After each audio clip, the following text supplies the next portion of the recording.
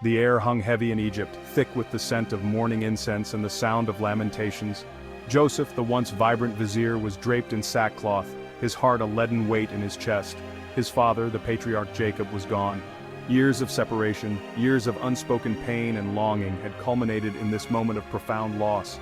Joseph wept openly, his tears a testament to the deep bond he shared with his father. Jacob had been more than just a father. He was a symbol of resilience, a beacon of faith in a world often shrouded in darkness. From the deception of his own brother to the heart-wrenching loss of his beloved Rachel, Jacob had weathered life's storms with unwavering faith.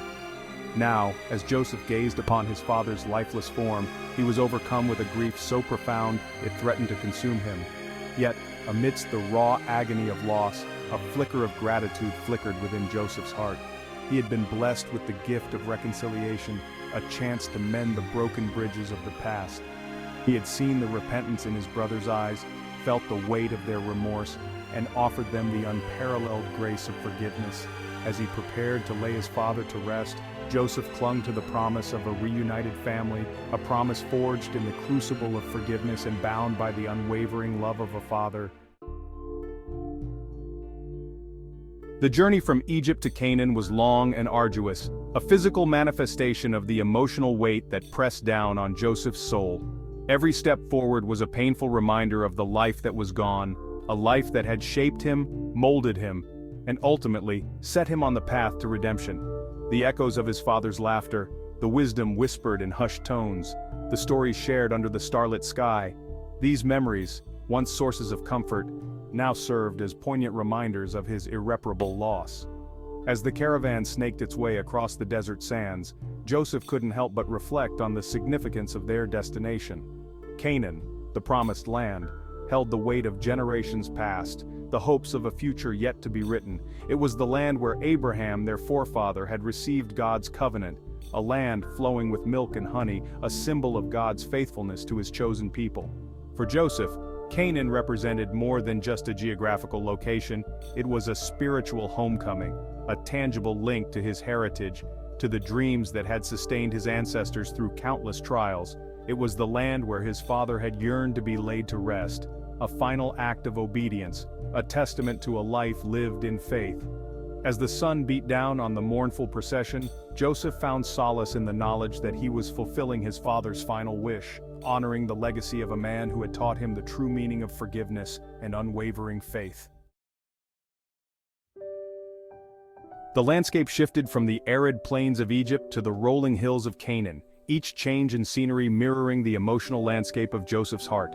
Grief, like the desert wind, swirled around him, threatening to extinguish the flicker of hope that remained. Yet, amidst the desolation, there were also moments of unexpected beauty. The vibrant hues of a desert sunset, the delicate bloom of a wildflower pushing through the parched earth. These small wonders served as gentle reminders of God's presence, his hand orchestrating even the most minute details of their journey. Joseph clung to these signs of hope, drawing strength from the knowledge that he was not alone in his grief. Surrounding him were his brothers, once the source of his deepest pain, now united in their shared loss. Their presence was a constant reminder of the transformative power of forgiveness. The journey to Canaan was not just about laying their father to rest. It was about solidifying the fragile bonds of brotherhood, about healing the wounds of the past. With each passing mile, the chasm that had once separated them seemed to shrink, replaced by a newfound understanding, a shared commitment to honoring their father's legacy by embracing the power of forgiveness. The air grew heavy with emotion as they reached the threshing floor of Atad, the designated place of mourning. Here, under the vast expanse of the Canaanite sky, the sons of Jacob gathered to bid farewell to their father. 7 days of mourning commenced, a poignant symphony of weeping and lamentation echoing through the hills. It was a raw, visceral expression of grief, a testament to the depth of their love for the patriarch who had shaped their lives.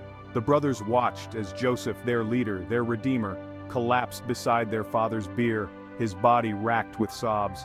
In that moment of shared grief, the remnants of their past transgressions seemed to dissipate like smoke on the wind. The years of guilt and shame that had haunted their hearts were washed away by the torrent of Joseph's tears. For in his unbridled sorrow they saw not condemnation, but the purest form of love, a love that transcended betrayal, a love that had weathered the storms of jealousy and deceit. It was in that hallowed ground, surrounded by the echoes of their shared grief, that the sons of Jacob experienced true reconciliation, a reunion of hearts bound not by blood alone, but by the unbreakable cords of forgiveness. The balm of Joseph's compassion had finally soothed the wounds of the past, paving the way for a future where love, not bitterness, would define their family. If you found this story moving, please like, comment, and subscribe to our channel. Join us as we continue to explore these timeless biblical stories.